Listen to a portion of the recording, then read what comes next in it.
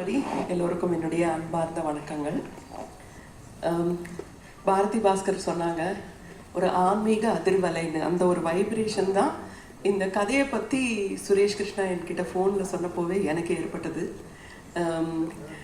அவங்க சொன்ன இன்னொரு விஷயம், கடுஞ்சொற்கள், a lot of bad language and bitterness, and there's a lot of bickering and violence that is going around everywhere.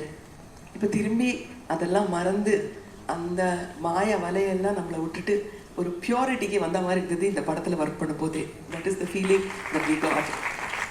And சொல்லுவாங்க, எல்லாருக்கும் எவ்வளோ பெரிய ஈகோ இருக்கும், எவ்வளோ பெரிய கர்வமெல்லாம் இருக்கும். ஆனால் when you lose something or when you're completely down and out, when your knees hit the ground of helplessness, some miracle that happens in you that makes you believe in the world all over again. So I think that has happened to all of us. நம்ம வாழ்க்கையில் எல்லாருக்கும் ஒரு தடவை நடந்திருக்கு. எதுவுமே முடியாமல் கையால் ஆகாத மாதிரி போகும்போது தான் நமக்குள்ள ஒரு மிரக்கல் நடக்கும். அந்த மாதிரி இந்த ஃபிலிம் இந்த கதை மக்களுக்கு போய் சேரணும் அப்படிங்கிறது எங்களுடைய ஆசை. சுரேஷ் கிருஷ்ணாவோட எக்ஸலண்ட் எஃபர்ட்டு. அந்த படத்தோட ஷூட்டிங் மொத்தமாகவே அவங்க சொன்ன அந்த ஆன்மீக அதிர்வலை இருந்தது. என்னை காசிக்கு கூட்டிகிட்டு போனாங்க.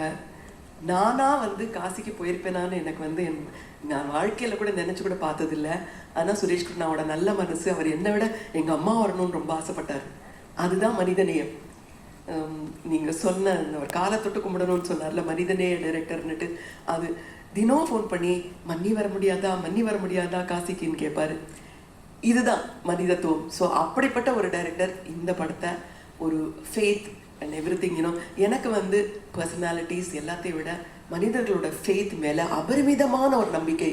இன்னைக்கு இந்த ஹால் எல்லாத்துலேயுமே இருக்கிற அந்த நம்பிக்கை, ஃபேத்து எல்லாமே சேர்ந்து இந்த மாய வலைய, இந்த சுற்றி இருக்கிற அந்த ஸ்மோக் மாதிரி இருக்கிற ஒரு ஃபசாடை எடுத்துட்டு இந்த மாதிரி நல்ல எண்ணங்களோடு இருக்கிற படங்கள் இன்னும் நல்லா இருக்கணும், எல்லாரும் சந்தோஷமாக இருக்கணும்னு ஆசைப்பட்றேன். இந்த படத்தில் எனக்கு வாய்ப்பு கொடுத்த சுரேஷ் அண்ட் கிரீஷ் அவர்களுக்கும் என்னுடைய நன்றி.